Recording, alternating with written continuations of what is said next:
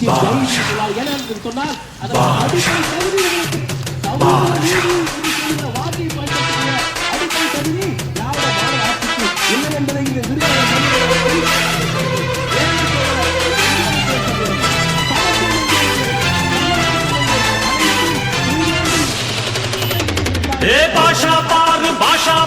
பட்டாளத்து நடைய பாரு பகை நடுங்கும் படைய பாரு கோட்டு சூட்டு ரெண்டும் எடுத்து கோட்டு நடக்கும் புளிய பாரு அன்று எரியும் நெருப்ப போல சுட்டெரிக்கும் விழிய பாரு ரத்தம் வேர்வை ரெண்டும் கொண்ட ராஜாங்கத்தின் மன்னன் தான்.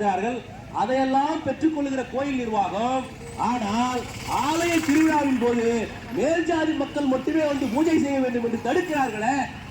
தாழ்த்தப்பட்ட மக்களுக்கு இங்கே திருவிழாவின் போது சாமி கும்பிடுவதற்கு, சாமி அங்கே ஊர்வலமாக எடுத்து செல்வதற்கு, சாமி ஊர்வலம் செல்ல அந்த தாழ்த்தப்பட்ட மக்களுக்கு பகுதியில் தடை விதிக்கிறார்களே, இது எந்த விதத்துல நியாயம்? அவருடைய சந்தா உங்களுக்கு இருக்கிறது, அவர்கள் வழங்குகிற கட்டணம் உங்களுக்கு இருக்கிறது, ஆனால் அவர்கள் பகுதியில சாமி செல்லக்கூடாது, அவர்களும் இங்க வந்து சாமியை வணங்கக்கூடாது என்று சொல்லுகிறீர்களே, இது எந்த விதத்துல நாய்? இது எங்கே இருக்கிறது சமூக நீதி? இந்த சனாதன இந்த சாதி சமய அனைத்தையும் நீங்கள் பிஜேபி ஆட்சி எதிர்க்கிறீர்களே, சனாதனத்தை எதிர்க்கிறீர்களே, சமதர்மத்தை ஆதரிக்கிறீர்களே.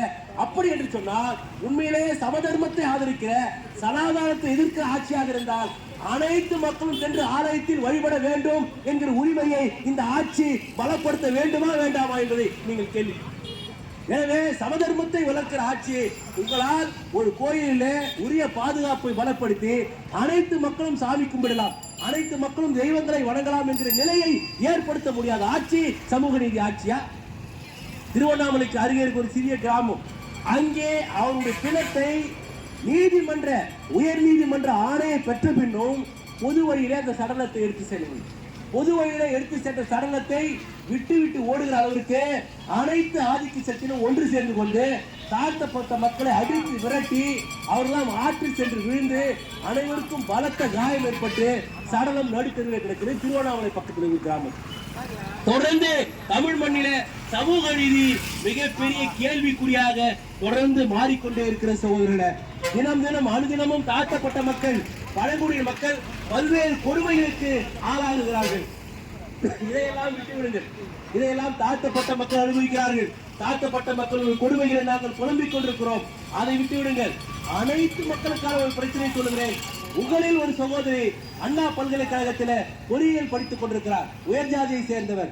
பொறியியல் படித்துக் கொண்டிருக்கிற ஒரு மாணவி அண்ணா பல்கலைக்கழகத்திலே அவருடைய நனோடு ரகசியமாக பேசிக் கொண்டார். இதுல என்ன தவறு இருக்கிறது? அருகில் இருக்கிற ஆளுங்கட்சி பிரமுகருக்கு மிக நெருங்கியமான ஞானசேகரன் என்பவர் அந்த மாணவி அவருடைய நண்பரோடு பேசிக் கொண்டிருப்பதை வீடியோ எடுத்து அதை காட்டு மிரட்டி அவளை வன்புணர்ச்சி செய்கிறார். அதை சார்ந்த ஒரு திமுக பிரமுகரும் அதில் ஈடுபடுகிறார். இன்று வரை எல்லா ஊடகங்களும் கேட்டுக்கொண்டிருக்கிறது, யார் அந்த சார், அந்த ஆடி கார், யார் அந்த ஆடி கார், யார் அந்த சார் என்று இன்று வரை அனைத்து ஊடகங்களும் கேட்டுக்கொண்டிருக்கிறார்கள். அனைத்து மக்களுடைய பிரதிநிதிகளும் கேட்டுக்கொண்டிருக்கிறோம், யார் அந்த சார் என்று இதுவரை அறிவிக்கப்படவில்லை, யாருடைய கார் என்று இதுவரை அறிவிக்கப்படவில்லை. அண்ணா பல்கலைக்கழகத்திலே பொறியியல் படிக்கிற மாற்று சமூகத்தை சேர்ந்த மாணவியே பலாத்காரத்தில் ஈடுபடுகிறார் என்று சொன்னார். எங்கே இருக்கிற சமூக நீதி? எங்கே மாணவிகளுக்கு எங்கே இருக்கிறது பாதுகாப்பு? மாணவர்களுக்கு எங்கே இருக்கிறது பாதுகாப்பு? நான் ஜாதியை தாண்டி, மொழி தாண்டி, இனம் தாண்டி கேட்கிறேன். அனைத்து மக்களுக்குமான பிரச்சனை தானே இது.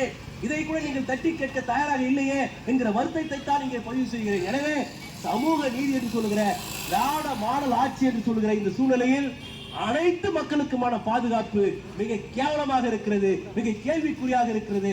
எனவே அன்புக்குரிய சகோதரர்களே, இந்த நிலைகளெல்லாம் மாற வேண்டும். குறிப்பாக இந்த மாவட்டத்தில் தொடர்ந்து விருதுநகரை பொறுத்தவரையில் தொடர்ந்து இந்த பட்டாசு தொழில் மிக முக்கியமான தொழிலாக இருக்கிறது. இந்த பட்டாசு ஆலையில வெடி விபத்தில் இறப்பவர்களுக்கு ஏனென்று சொன்னால் தொடர்ந்து வருடத்திற்கு 2-3 முறையாவது மிகப்பெரிய ஒரு விபத்துகளை நாம் சந்திக்கிறோம். எனவே அதிலே பாதிக்கப்படுவர்கள் தலை காய்ந்தவர்கள், கஞ்சிக்கு செத்தவர்கள், அனுதினம் கூடி இருந்தால்தான் சாப்பாடு சாப்பிட முடியும் என்ற ஏழை கூலி தொழிலாளிகள் தான் தொடர்ந்து பாதிக்கப்படுகிறார்கள், செத்து மடிகிறார்கள். அவருடைய வாரிசுகள் எல்லாம் அனாதையாக விட்டு விடுகிறார்கள்.